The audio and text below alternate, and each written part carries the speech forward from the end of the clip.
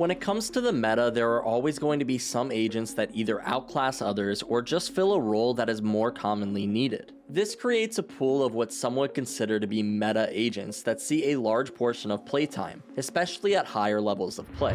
That being said, this doesn't mean that other agents aren't viable or can't compete. So in this video, I'm going to be going over 3 of the best off-meta picks right now that you should be watching out for.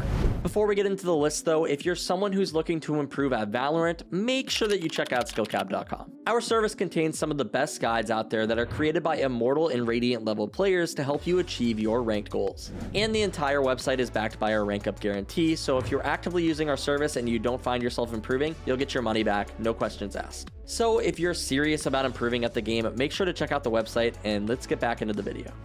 The first off-meta pick that I want to talk about is Breach. Breach is an agent that has been seeing a very comfortable amount of play, and yet so many players are still sleeping on him, and honestly, who can blame you? Especially if you only watch North American Valorant, you're likely not going to see him played very often. Besides Fracture, where he pretty much is a must pick, and Split, where he's known for being a strong agent, he just doesn't really have any playtime. But as soon as you start looking outside of NA, you start to see that Breach has a lot of potential on maps like Haven as well. Regions like Europe and especially Korea have been running Breach a ton on that map, and it's for good reason. For starters, Breach's fault line is especially deadly in the tight corridors of this map. It's pretty much impossible to dodge if you're running down C long, A short, or A long, and it even covers a decent amount of garage as well. His flash is also strong in those same situations, since if you're caught out, it's pretty hard to find cover once you're blinded.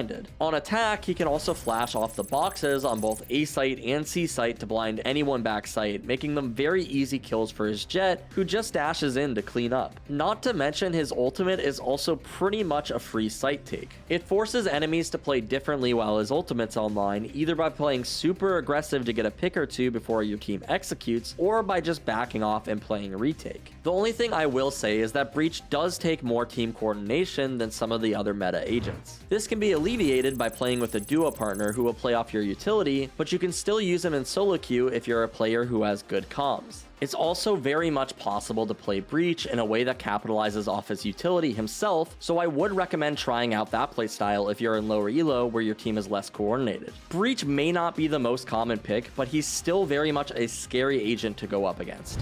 Moving on, the next agent I'm going to talk about is Astra. Here's an agent that I'm sure nobody really thought of being an off-meta pick right now, but yet here she is. After her big nerfs at the beginning of the act, Astra is no longer the undisputed best controller in the game. With one less star, longer cooldowns, and a bunch of other changes, she has become a lot more balanced. But just because she's balanced doesn't mean that she isn't a strong pick. In fact, she is still seeing pretty consistent play in the pro scene. Nowadays, you can't just put down a bunch of your stars ahead of time, since recalling stars now leaves them inactive for a longer time, so you have to be a bit more reactive with her. She also doesn't have her abilities online as often as she did before, so you can't just spam them anymore. This definitely makes her harder to play, but her abilities are still so strong that you can get a ton of value even if you have to be more careful in how you use them. Her gravity well, if timed correctly, can still stop an entire push all on its own, and it can even net you a kill or two pretty much every single time if used correctly. I'm sure I don't need to say this, but having an ability that can get you a guaranteed kill pretty much every round is an extremely powerful tool to have.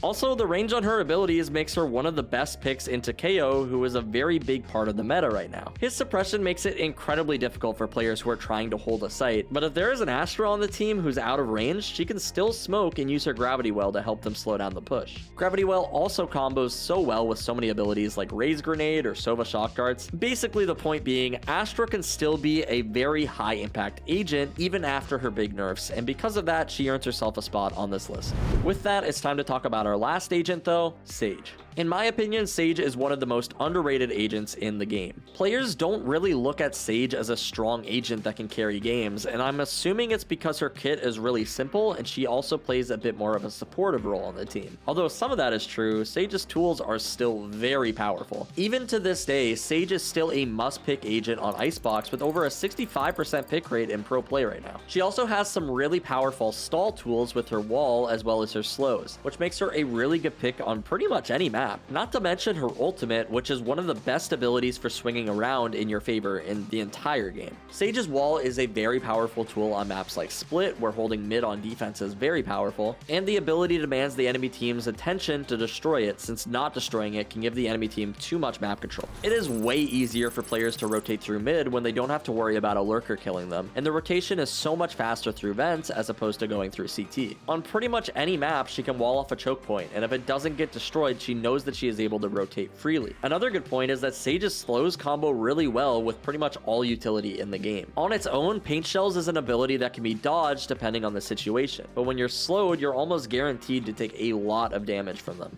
Finally, I've never seen an agent clutch so many 1v3s in my entire Valorant career, and it's mostly because of her ultimate. A Sage can get a kill or two, be on low health, and then resurrect a teammate, heal herself, and suddenly it's a 1v2 in their favor. Sage's tools are not something that you should underestimate, and because of that, she earns herself a spot among the strongest off-meta agents. Before we go though, I just want to throw out a few honorable mentions. Neon is a bit of an off-meta pick, but she's actually been seeing a decent amount of pro play from many teams during recent events. She also has one of the highest win rates this act in Radiant level lobbies, which really raises some red flags of why is nobody playing this agent? I'm sure you've all been terrorized by a Neon or two in your ranked games, but she's not even close to meta right now, and part of that just has to do with how strong Jett is. But hypothetically, if you really knew how to use Neon, she could absolutely terrorize the map. With a Breach or a Kayo on your side, you can really do some crazy things. This is why I highly recommend, if you haven't checked out Neon too much, give her a look.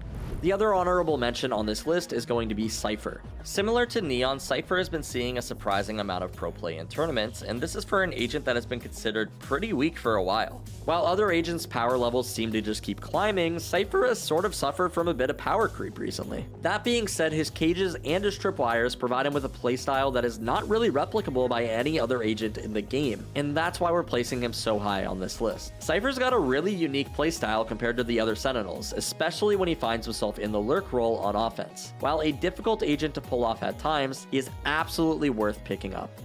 That's all we got for this video though. Let us know what you guys thought of this list in the comments. Are there any off-meta picks that you enjoy playing that you think we missed? If you made it all the way to the end of the video, don't forget to leave a like and subscribe to the channel if you haven't already. All of us here at SkillCapped want to give you a huge thank you for watching, and we'll catch you in the next one. That's all we got for our video today, but remember that if you're really looking to improve at Valorant, I highly recommend checking out SkillCapped.com. We get it, you're just a player trying to get better at the game. That's why you're watching this video in the first place. You're capable of hitting that rank you deserve, but there's no shame in asking for a little help.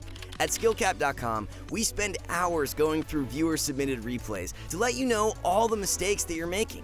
We also couple this with our Smurf commentaries to show players that it is possible to carry themselves out of whatever rank they're stuck in. It might seem hopeless at times, but trust me when I say we can help you out. All you have to do is check out SkillCapped.com. Link in the description below.